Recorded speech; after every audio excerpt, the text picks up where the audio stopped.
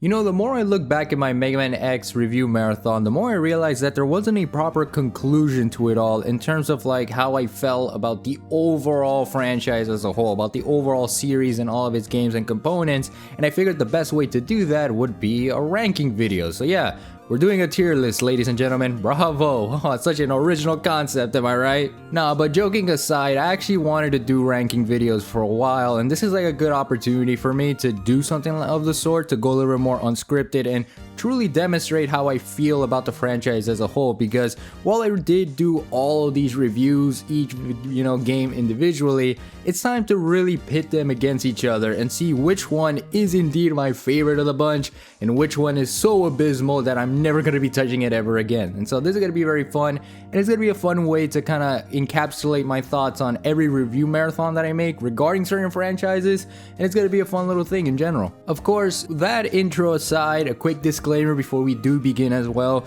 Most of the footage that you will see here is from all the reviews that I've made. It's all footage that I've recorded in the bunch and all that, but of course my thoughts in this case is more of a summary of those reviews. So if you want to go watch those reviews and see all the memes, chaos, and everything that I said about them as a whole, there's always going to be there on the channel. Go check that out after this. But if you just want a general synopsis of how I feel about every single game, here we are, ladies and gentlemen. Now with that being aside, let's actually get started with this tier list, because I'm very excited to finally do this once and for all. Okay, so let's actually get this started.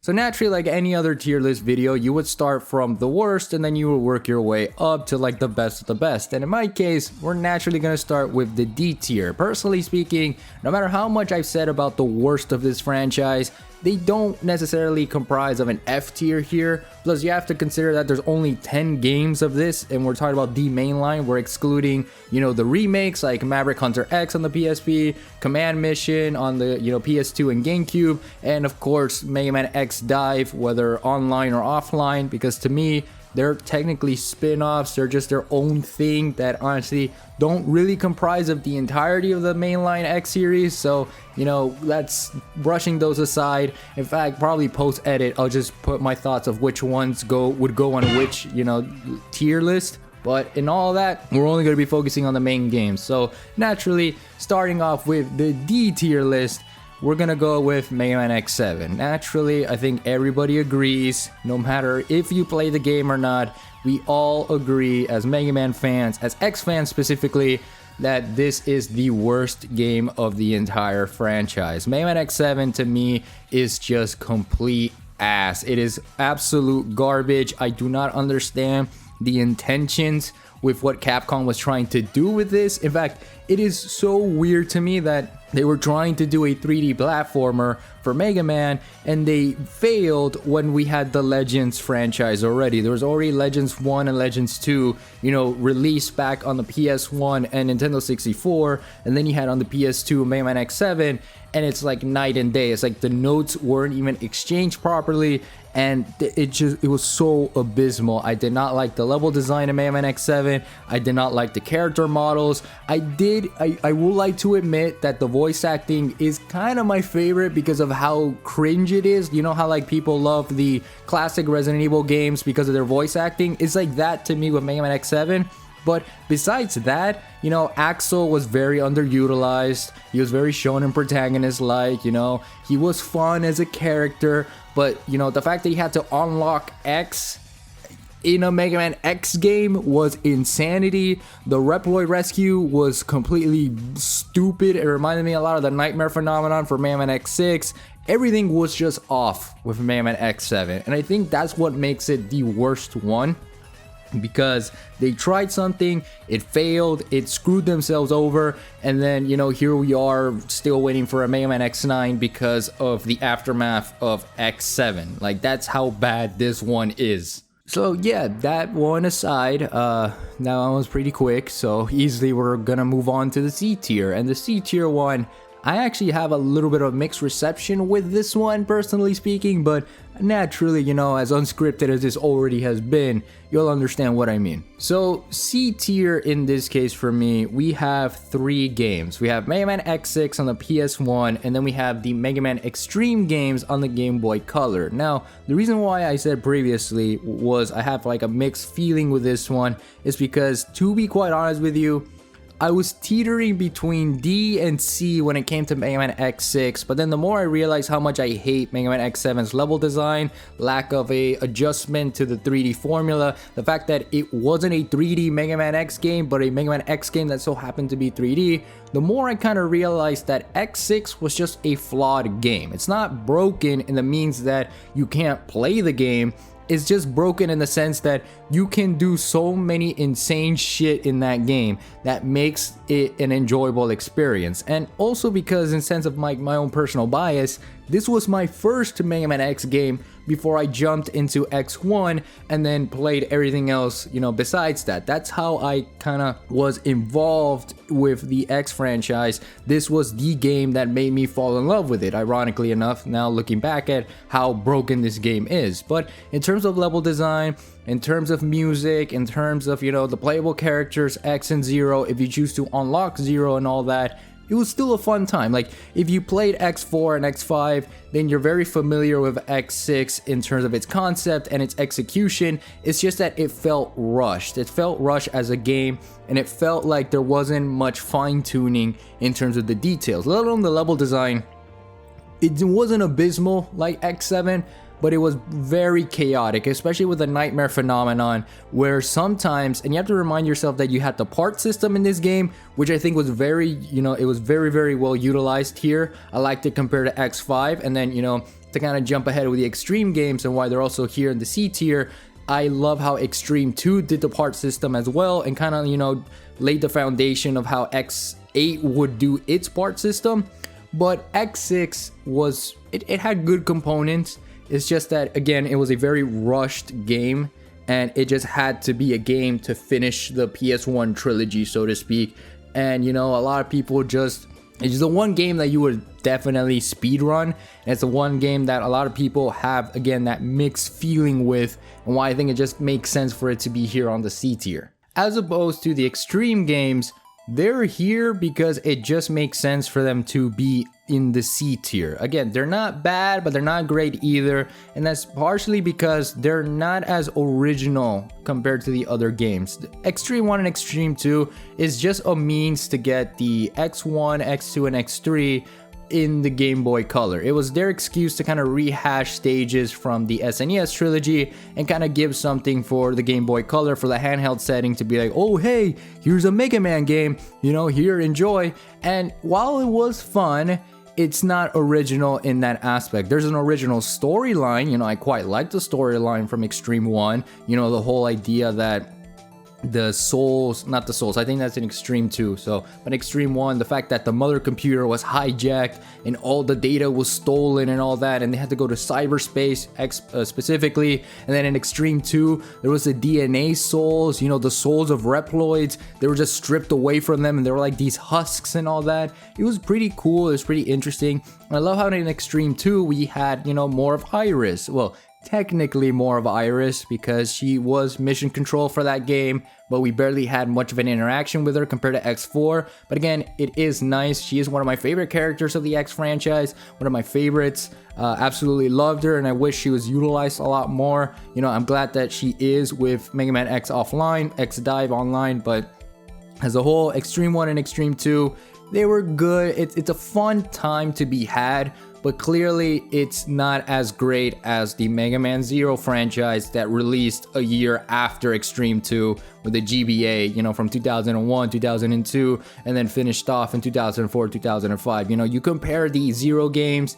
to the Extreme games here, naturally you'll understand why it is on a C tier, but it's there because it's meant to be there, not because of how I feel about them. Anyway, moving up from the ranks, we got now the B tier setting, and the B tier one is actually interesting because there's only 2 games here, and I find this to be the suitable place for these two games in particular. And starting us off is going to be Mega Man X5 on the PS1, and then we have Mega Man X3 on the SNES or PS1 or Sega Saturn, depending on which version you ended up playing at the time, or if you played the Mega Man X collection. Surprisingly, and I learned this while I was reviewing Mega Man X3, you played the Sega Saturn, the PS1 version actually, that was localized and ported over on the Mega Man X collection back on the Nintendo GameCube and PS2 in 2005, so that was pretty interesting. But again, with this B tier, Mega Man X5 to start us off here, it's one of those that I have a good time with. I really enjoyed my time when I was reviewing it, and even before, because there's something about the PS1 trilogy, and I kind of said this with X6, and I'll definitely add more of my thoughts when we talk about it with X4 and figuring out which one that's going to be. Is it going to be A tier or S tier? I don't know, but if you skip through the chapters, you'll find out which one it is at the end of the day. But with X5, it was a nice sort of experience. And the reason why it's B tier is because there was a lot of bad things that kind of ruined the overall experience. You know, the Enigma cannon firing and just the RNG with that, especially, and then with Zero in terms of whether or not you still get to use him, or, you know, the stage layouts and the stage designs. They weren't something that they're not 100% memorable. The music, though, is honestly one of the reasons why it's B tier and not C tier, because it's just phenomenal. Music-wise, X5 really does a good job at demonstrating how dangerous the situation was in terms of the plot with X5. And it also showed just what it meant to be a Mega Man X game on the PS1. Like, they demonstrate the rock and roll elements, the synthetic elements to it. The synth rock was out of this world. I love the Maverick theme in this one in particular. It shows just how dangerous these group of individuals are in this game, that they are not to be treated lightly, and that the whole scenario with the entire world just, you know, embedded with the Sigma virus and the space colony. Like, the stakes were so high in this game, and that's what I love about it. And in terms of like the fluidity with Zero and X, in terms of, you know, the way they progress through each stage, it was super cool. And I love how the armor system in this game, which ironically I didn't even talk about the armor parts in the other games, but it doesn't really matter. I don't have to talk shit about glide armor any more than I already have. And in terms of X6, you had the ultimate armor, Falcon armor, which are in this game, and they weren't utilized as great as they were, and then the blade armor, nightmare, but whatever. We can, Jay's reviews already showed you which ones are the best armors and whatnot, and I'm not really gonna go on that tangent, but we are gonna talk about armors, at least with X5 here. It was pretty cool. I love the armors that they were in this game. The ultimate armor was super cool. I love the design they had for this one. The Falcon armor was pretty nice. The Gaia armor were cool for X. Like, there was a lot of utility here in terms of the characters, but Zero really stole the show for me here in terms of how he felt as a character. And stage designs kind of exemplify all that. There were some bad ones, you know, Duck McWhalen stage. You know, water levels kind of suck in this aspect. You know, the Skyber as a boss fight was pretty annoying. He didn't even have any weaknesses. Axel the Rose was, it was a nightmare, especially with the bottomless pit scenarios that you had. But bottom line, X5 was pretty good. It was pretty solid as a game. Granted, it's not as good as it could have been, but as of the supposed finale to the X franchise, this was a good place to sort of end it, and it had that finality to it, and it was pretty solid. You know, it was a really amazing time. Now, in terms of Mega Man X3, since I also said that was B tier in here, you know, alongside Mega Man X5, X3 suffers what I call third-party syndrome, where it was given to a third party to develop, you know, the same people that would ultimately create Inti Creates with, you know, Mega Man Zero and then Mega Man ZX and all that kind of stuff, and also Azure Gunvolt, their own IP, but that's like going way ahead of the timeline here. But in terms of just X3 here, they were the ones that did most of the development of X3, and it kind of shows just how different their, you know, mentality of developing X3 was compared to, you know, X2 and X1, you know, before, like 2 years before, because there were so many things wrong with its level design. in the sense that it was random bullshit go. There were so many moments where enemy placements did not make sense in X3. There were so many moments where the difficulty curve just suddenly shifted tremendously. The amount of mini bosses that you had to face between each and every stage, notwithstanding the fact that you had Vile, Bit, and Bite to deal with, which weren't even, optional. At least Vile was optional, but Bit and Bite were mandatory, motherfuckers. And I hated that every single time. But I still had a fun time with the level design as a whole. It was still very fun. It was still very X1-ish and X2 in terms of like the difficulty and the scope of it and all that kind of stuff. And the armor for this one was pretty solid. I like the air dash feature that came with it, an introduction that was from X2. And then obviously the upward air dash was pretty, nifty. The Buster charge wasn't as great in my opinion because it didn't have that oomph to it. But then when you had like the gold armor chip equipped towards the end of the game, it was a pretty, very fun time. And bosses and all that, it was a solid SNES Mega Man X experience. But with the fact that it was developed by a third party and they didn't really do a good job at maintaining the balance of difficulty of what it makes a Mega Man X game, I think that's what makes Mega Man X3, in my opinion, a B tier. But again, much like X3, it was a very solid experience. Alright, so now on A tier, and A tier is kind of the one that I wanted to talk about the most because A tier for me is Mega Man X2, also on the SNES, and Mega Man X8. Now, a lot of people have their qualms with X8 in particular. I wouldn't be surprised to some people they would have it in their tier list as a B tier, maybe a C tier, depending on how blinded you are by your nostalgia from the SNES trilogy or the PS1 trilogy. But for me, X8 is an A tier simply because it was the revival period for Mega Man X after Mega Man X7. It was a return to form, a proper return to form that kind of elevated itself for the PS2 at the time and kind of rectify everything that made X7 what it was. Like, it tried its best to revive the X franchise, and in some ways it did. It did a really good job. Of course, financial wise, it didn't meet the standards of profits and all that, Capcom business stuff. It didn't fit the quota is what I'm trying to say. But as a game, as a Mega Man X game, it felt modernized. It felt really fun. Yeah, the part system in this game isn't really a part system. It's more of an upgrade system where you had, the medals to collect, which was like an entirely different issue. Like the one thing that I do have against Mega Man X8 and why it's not an S tier in my case is because of the 100% completion sort of suffrage that it has. Like it requires so much to do for basically a 4-hour game. But aside from that, the fact you were able to play as Axel in 2D, he was super fun to play as. The Maverick theme for this one was amazing. The music for this was pure rock and roll elements, really, signaling that this is like the revival of the X franchise, so to speak. And it was a very, very fun time overall. I like the way they stylized the characters. I love the voice acting in this game. Truly one of the best there is. Notwithstanding, of course, X6's only Japanese voice acting, which is pretty solid. I gotta be honest, like that's solid voice acting. But on the English side of things, X8 did a good job of voice acting. It did a good job in visuals for the PS2. It just did an awesome job at establishing why people loved the X franchise. But it did have its own problems down the line. Like that 100% completion mentality was just ridiculous for this one. But I still really enjoyed my time despite that. But as opposed to X8, where it was the continuation of the franchise and trying to fix what X7, did completely wrong, X2 in my case is an A tier because it did everything that made X1 what it was and amplify it to have that perfect sequel, sort of not like to have that perfect sequel, basically, like to make it the sequel that it was. I was trying to come up with something witty, but it just didn't happen. See, that's what happens when you unscript your videos. But anyways, X2 was just like that sequel to everybody. I know a lot of people didn't enjoy the music for that one.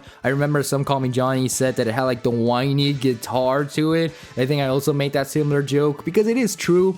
Music isn't really it's good quality in this game, but it's still a fun listen. Like, don't get me wrong, like there are some fire tracks in Mega Man X2 for sure, and it was just this feel to this game being like the sequel, the continuation of this spin-off series of the original games. And I absolutely love the details they had with this one and how much they played around with the anatomy of the X series in terms of the stage designs, in terms of the upgrade system, especially the fact that this was the game that gave us the air dash, like a feature that shows up in every single X game moving forward, by the way. So that shows you just how well done X2 was as a game and also as a sequel. Like, I really enjoyed my time with this one. I really love this one a lot. Granted, I could be an S tier, but obviously we already know which ones are the S tiers now that we basically covered 8 out of the 10 games. So X2 in my case will be an A tier, but in the near future, you know, give or take maybe 5 years from now, it could be an S tier for me, I don't know, or maybe a B tier. Who's to say that X5 could jump for whatever reason, but, you know, A tier for now. Really had a fun time with this one, and, you know, I think everybody else will probably agree with me in that case.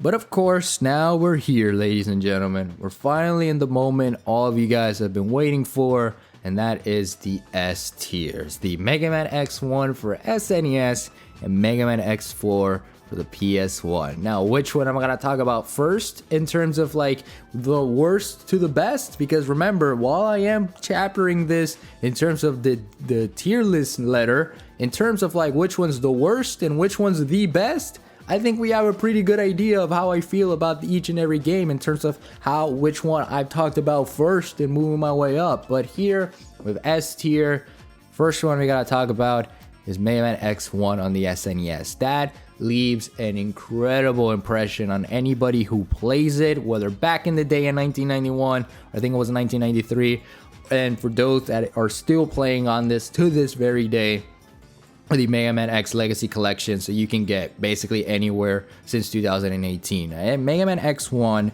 is the perfect game in my opinion in all aspects of the SNES era. Now, I had to specify SNES here because as a perfect game today, I could argue that, but naturally we all know how I feel about one particular Mega Man X game. But aside from that, you know, we'll talk more like in the next 2-3 minutes about that one. But in regards to X1 here, it is a very good game. It is granted, it's the first game of the entire freaking franchise, so naturally you would want to start there. But as someone who started with X6 and worked my way almost skipping 5 games to play X1 afterwards, I just was mesmerized by this game.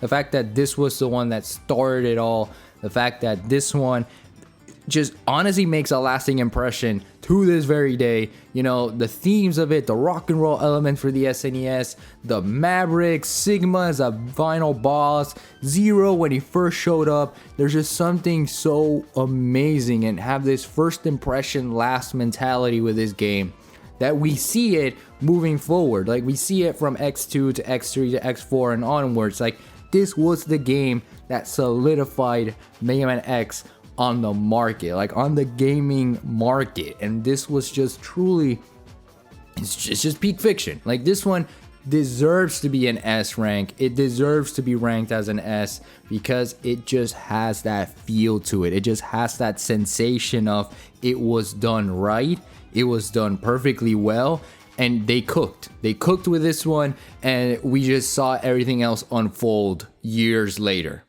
But despite how much Mega Man X1 cooked, Mega Man X4 on the other hand freaking delivered. And obviously, if you've known me well enough throughout the course of, you know, the channel's lifespan, or ever since I started doing the Mega Man X review marathon, you know that Mega Man X4 is my favorite Mega Man X game of all time. This one stands, in my opinion, as the perfect Mega Man X game, period. Not the perfect X game on the SNES, not the perfect Mega Man X game on the PS1. No, we're talking about the perfect Mega Man X game across all the 10 games that we've discussed, across all aspects of its console longevity in terms of where it lays itself on the map. Mega Man X4 is that guy. He's him. Like, it's peak fiction beyond peak fiction, because it's so well done in the aspect of you can play this game as your first Mega Man X experience and you won't miss out on anything. You won't miss out on story, you won't miss out on music, you won't miss out on stage designs and anything. Like, this game had the perfect difficulty, it had the perfect stage designs, the music is absolutely amazing. It is everything that I want out of a Mega Man X game, out of a Mega Man platformer, period.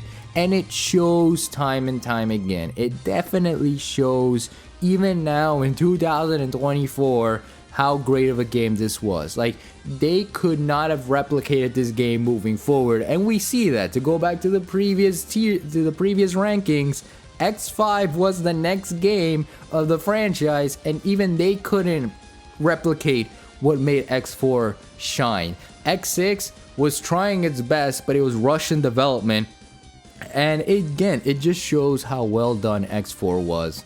Visually speaking, the armor for this game was awesome. Like, the ultimate armor and the fourth armor. Then you were able to play as Zero for the very first time. Yes, of course, X3 you were able to do that as well, but it was locked because of doors and whatnot. But X4 just gave you everything you wanted. It gave you a playable Zero, it gave you a much better playable X, it gave you insane upgrades, it gave you insane boss fights, it gave you everything, and it's truly, to me, the best of the best because of that. And it's the one game that I've consistently replayed time and time again, no matter how hard I try to be like, all right, I want to play another game. No, X4 always has that priority. And I think for those that have watched my review on that one, you understand how much I freaking love this game. But alas, that is it, ladies and gentlemen. That is my ramblings. That is how I feel about the Mega Man X franchise. I think this is a very lengthy video. I think I didn't go as in-depth as I wanted to, but at the same time, I've already done that. I've made reviews of these games. This is just ranking how I feel in a general sense, and if you want to know how I talk about each game specifically, well, there's the reviews. Go check those reviews out, you know, especially if this video ends up blowing up because of how I felt about it, or because YouTube decides to be like, hey, tier lists are pretty cool right now. Whatever, I don't care. In fact, comment your thoughts down below on which one is your favorite X game of all time, your worst X game of all time. How would you rank the X franchise? Throw it all in the comments, because I'm basically done. I've said what I said. I think this video is super long as is, and I got a lot of stuff to do as, you know, in general. So stay tuned for more. Hope you guys enjoyed this tier list. I sure as hell did. I really enjoyed laying down my thoughts on this, and I can't wait to do more of these in the future. Of course, when I finish each review marathon that I do, which, funny enough, next time I do this, it's Sonic, baby. Ho ho, yeah.